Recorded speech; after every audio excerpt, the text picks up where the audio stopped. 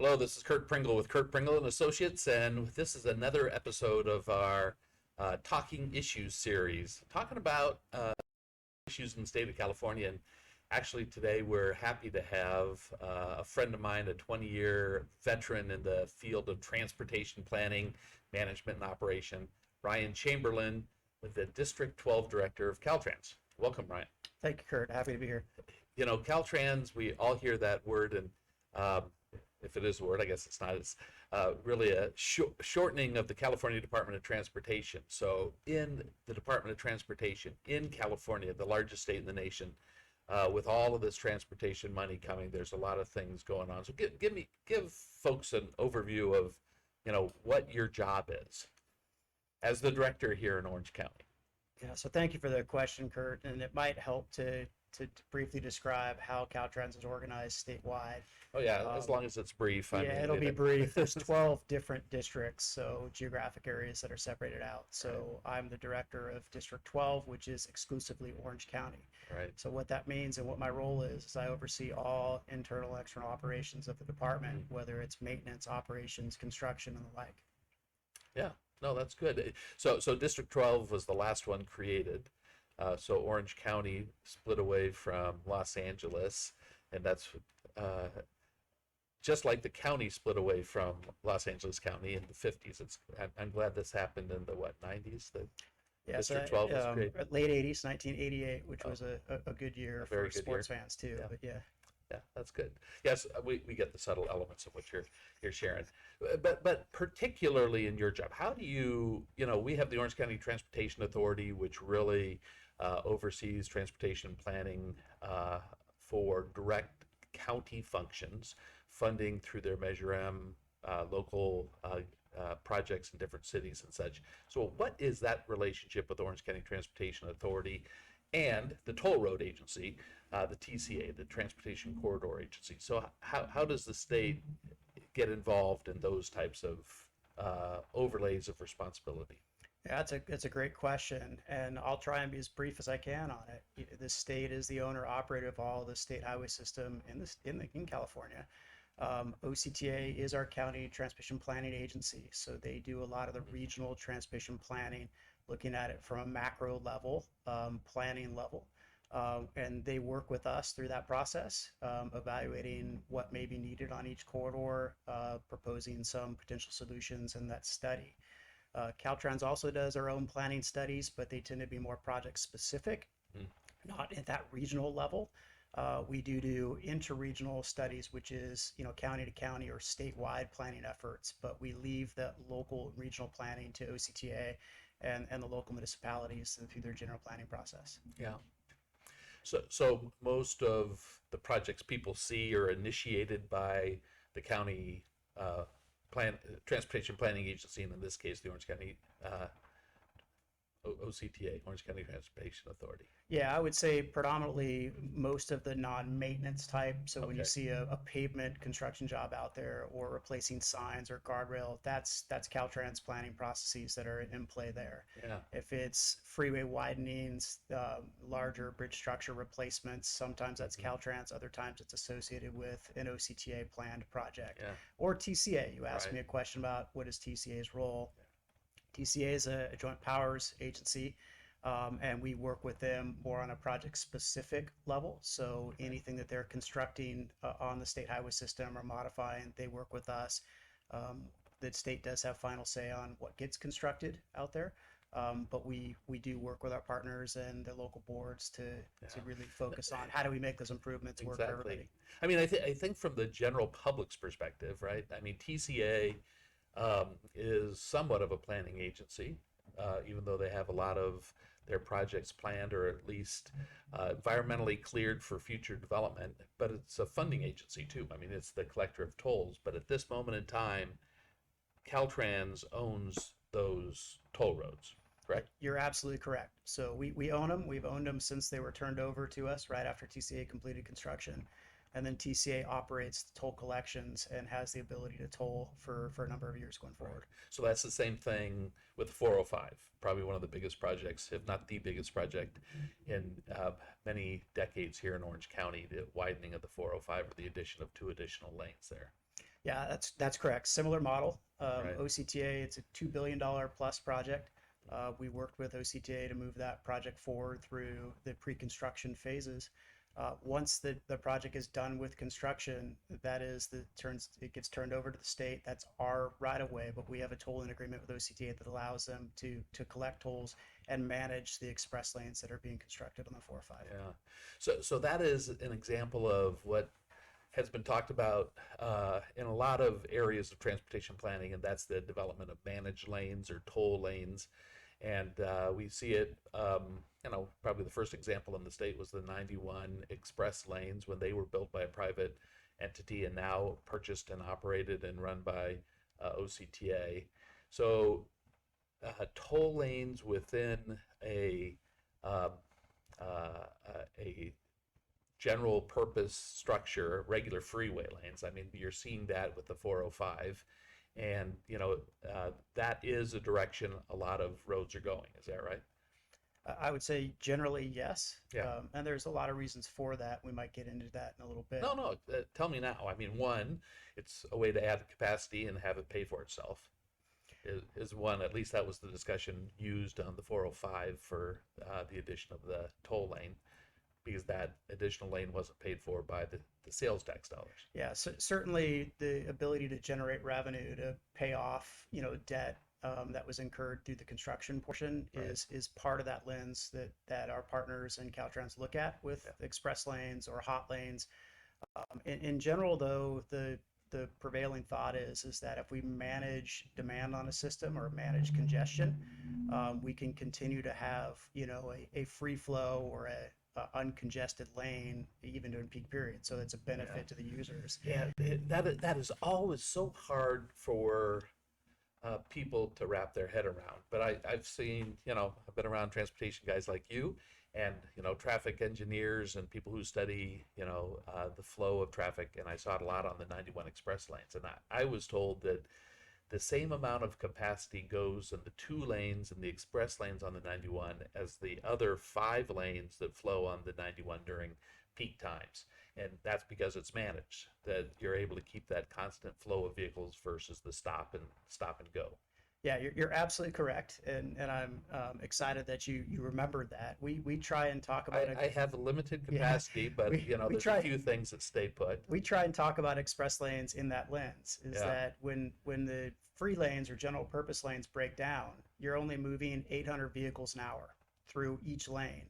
A managed lane like a hot lane or express lane, we can move upwards to 2,000 vehicles per lane per hour. So what that equates to is for each lane, we could essentially move 2+ lanes of volume in the free lanes or the general purpose lanes. Yeah. And that's value to me, to the general public, certainly value to the users of the system. Yeah, I think we have to make sure people hear that more often and see. You can't necessarily be resentful of those people who are paying a toll in a certain extent, driving more quickly through those congested corridors, because otherwise all of those lanes would be backed up if you didn't have that free flow or managed lanes that were a part of that. Yeah, and you're correct. And we don't make that decision just looking at one variable or another. We look at what traffic flow will look like through all lanes when we're working with OCTA or other partner agencies on whether we move forward with an express lane project. And generally, almost every express lane project that I've been a part of improves traffic flow for all lanes across the entire corridor.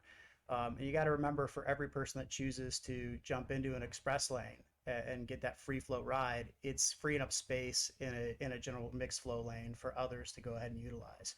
So it's helping all lanes throughout the corridor. It's just the optics behind it are a little challenging to describe. Right. No. But that is, I saw that as a state priority, and there's certainly a managed lanes master plan that Caltrans put out for Orange County, where you talk about putting managed lanes on almost every freeway in Orange County. So are there others to come soon? So there are. There's a couple that are in the works now, and a couple that are on the horizon years that we're 20+ years out. But you're absolutely right. We did do a managed lane network study. We have a vision for this county on what that looks like. The short version is, 30, 40 years from now, the hope is that we'll have 1 or 2 express lanes on just about every state highway in this county. Now that's me today saying that. Things may change in the future, but we're working towards that goal. We do have a project that's being studied. It's in the environmental phase currently to look at express lanes or high occupancy toll lanes on I-5 from the 55 freeway all the way to the county line. And that one will probably be the next one that we'll be looking to really have in construction soon. And then beyond that, we're looking a little farther south on I-5 for another hot lane project, and we'll go from there and see where we end up. Yeah, so people who drive the 5 on a regular basis, hear what you said, and it's like, how do you, so you're adding a lane in that HOV corridor component of the 5, and you'll have not only the HOV, high occupancy vehicle, meaning carpool lane, um, you'll have the toll lane as a part of that as well. Is that what you're studying or planning for? That is what we're studying, and wanted to make it clear that through the environmental phase, public disclosure is essential in getting feedback from everybody. So there is an opportunity that no project will be the route we go.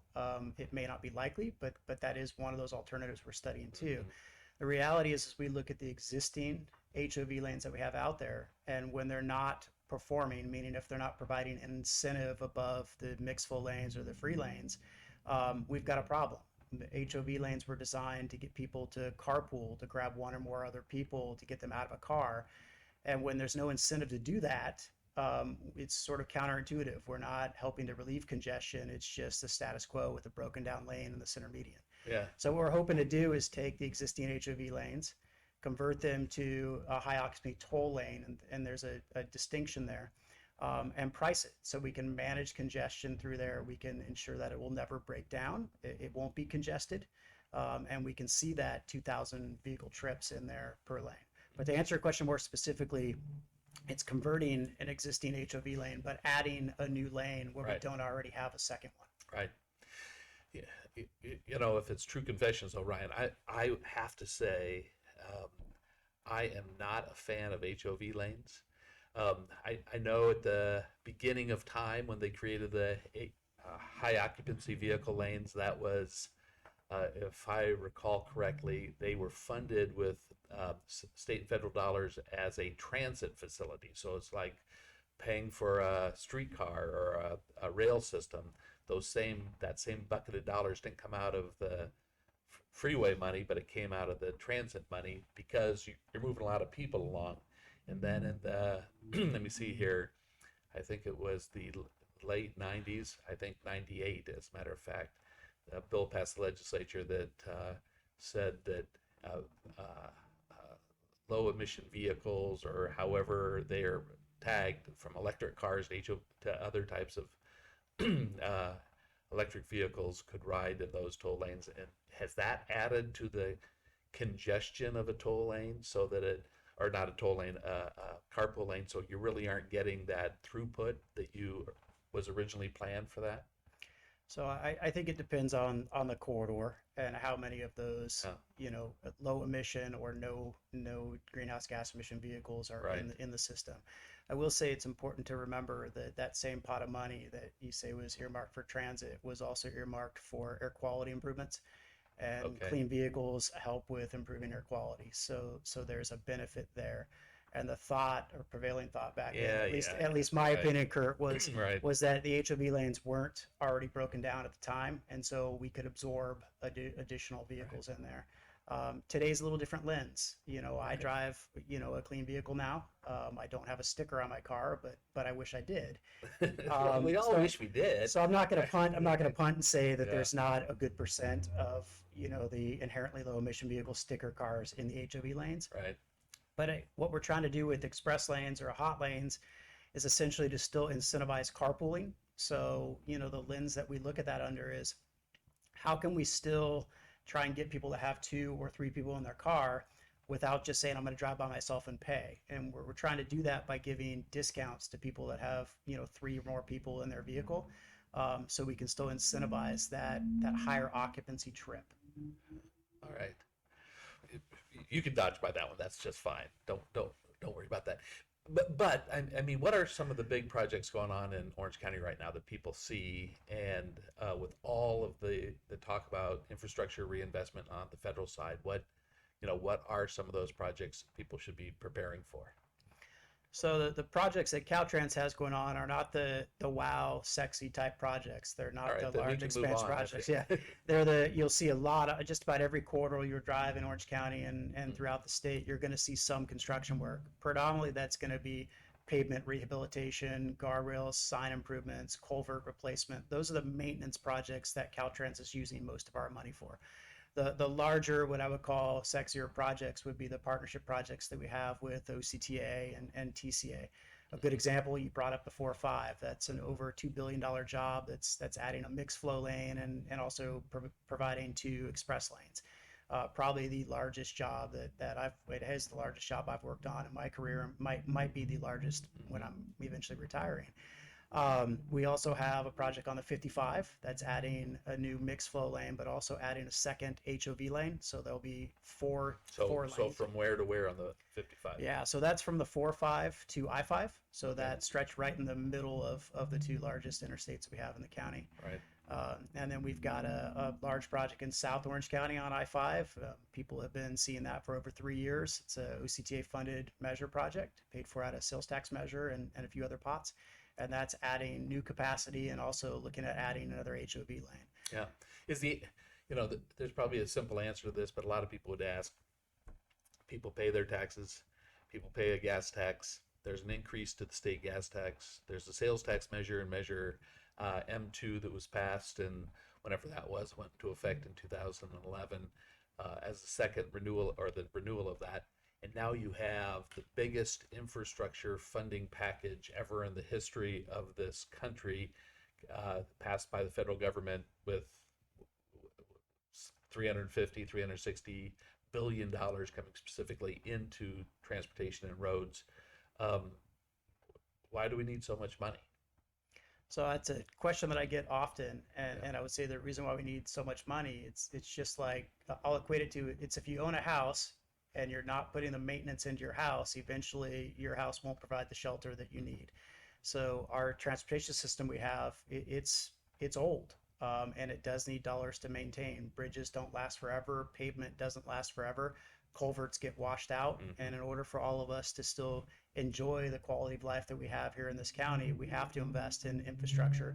It's how we get our goods to us. It's how we shop. It's how we get our kids to school. It's how we go on vacation most of the time.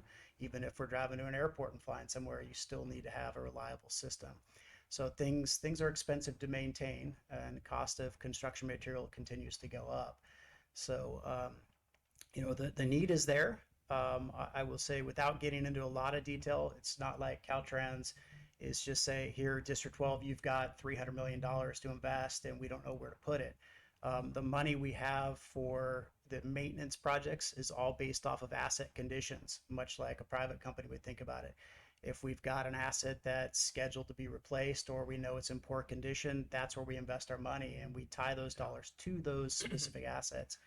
Yeah, I actually think it's I don't know the answer to this question, but the money that comes into District 12, into your direct budget, virtually all of that is maintenance funding, correct? Vast majority of it is for maintenance. We get a small amount of money out of a different pot that allows us to do some new type of innovative projects, like a hot lane project, for example. I see. Right. So when everybody sees all of these road projects going along, they are funded from state gas tax money, but what you get in your budget for state gas tax is really to maintain the current system. Correct. Maintain and operate the system is by far and away the largest pot of money that Caltrans has.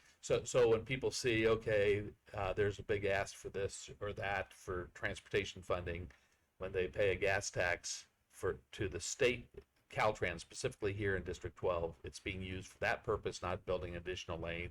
The 2 additional lanes on the 405, for example, are being paid for with anticipated toll revenues plus the sales tax money that came in. So even though you're a part of that, that's not necessarily coming from a gas tax pot. Yeah. Yes and no. So again, trying to stay out of the details. We have money for maintaining and operating the state system.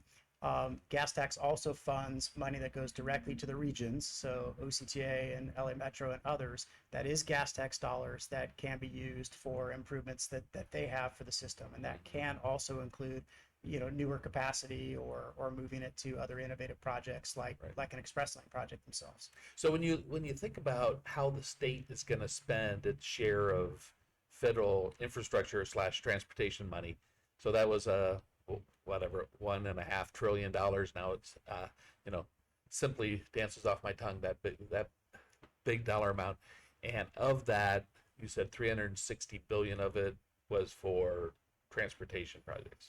Yeah, so we're still parsing through what exact that number looks like, Yeah. but you're close on Yeah. that number. And there's strings attached with money coming from the federal government, just Right. like there are requirements of using state money too. So a good amount of those federal dollars are going into bridges replacement. It's going into water projects and the like. A good amount is going into Caltrans money to maintain and operate the system. So we've got buckets of money that have to be used for certain types of projects in the federal infrastructure bill. Do you think any of it is going to add new lanes in the state, or for that matter, the county? I think it depends on. I'll rephrase the question. Anything going into improving the system? Yes. Yeah, no, that's not the question. But Adding new lanes, I think, is something that the department and the federal government is looking a little bit more closely at. How we plan for, improving the way we move around the county has changed. I've been with the department for 23 years, and early on in my career, it was, hey, when there's congestion, that's demand exceeding the capacity, so let's add new capacity. Right. That's not the lens that we're looking at it today. We're looking at how can we get people to ride share? How can we move people into other modes of transportation? How can we try and encourage, those trips that are going during the peak periods when we're all stuck looking at taillights, getting them to go different times throughout the day. That's managing the network better. And I think when we do a good job at all of those, if we still have a challenge, that conversation about adding capacity can still happen, but it certainly shouldn't be the first thing that comes to our mind. Yeah. Yes, things change, and things are going to change in the next 20 years, 30 years. So what does mobility transportation look like in Orange County specifically, in your mind, in 30 years from now? I may be a little bit biased when it comes to this, but I hope that Orange County still looks like the best state transportation system that we have. Of course, I'm invested in that. Okay, fine. But But how do people get around? Yeah, so I think 20, 30 years out, I don't think there's this world where everybody's going to get out of their car. I think we're going to have a network that looks at all modes, including walking and biking. I think we'll have a more robust transit system, light rail and heavy rail like Metrolink and Amtrak, in addition to local, bus service and maybe, the microtransit type systems. I think we're going to have more of that. The technology in vehicles is getting better every day. Usually when I'm asked a question like that, it's leading to, what do you think about autonomous vehicles and where we're going with that? From my perspective, do I think, eventually 20 years from now, I'm going to drive a car, or not drive a car, but ride in a car that's moving? Maybe. I think that's still a stretch for me. I think from my perspective, the advantage of technology is, collision avoidance. The safety features in cars. Other than that stupid feature that forces me back in the lane when I veer just a little bit over the white line, the lane line, that thing drives me crazy, and I turn that off in my car, but my wife puts it back on hers. So. Yeah, that takes a while to get used to, but having a teenage driver, a son that's 16, I'm glad it's there. Okay. So for those that may be distracted, it works. And I used to say this stat before COVID. I need to look and see if it's the same now. But in Orange County, 30 to 40% of our congestion was what we call non-recurring. That means an accident, debris in the road, gawking.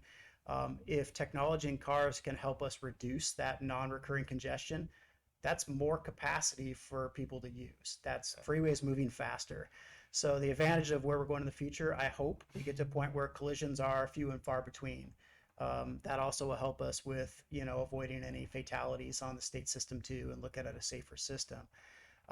So you're thinking technology down the road. I have a vision that, how we move, freight might change. I'm still very high on, are there other ways going vertical to deliver packages? I know it may be Pollyannish to think that we're close, but if we can get some of those trips off our road system, local and state, and deliver it a different way safely, why we would not go there? So I'm hopeful that we'll see some advantages there. Well, let's end on that hopeful note, and thank you, Ryan Chamberlain, the District Director of District 12 Caltrans. Thank you for coming in and talking issues today. You're very welcome, Curt. Thank you for having me. Thanks, sure.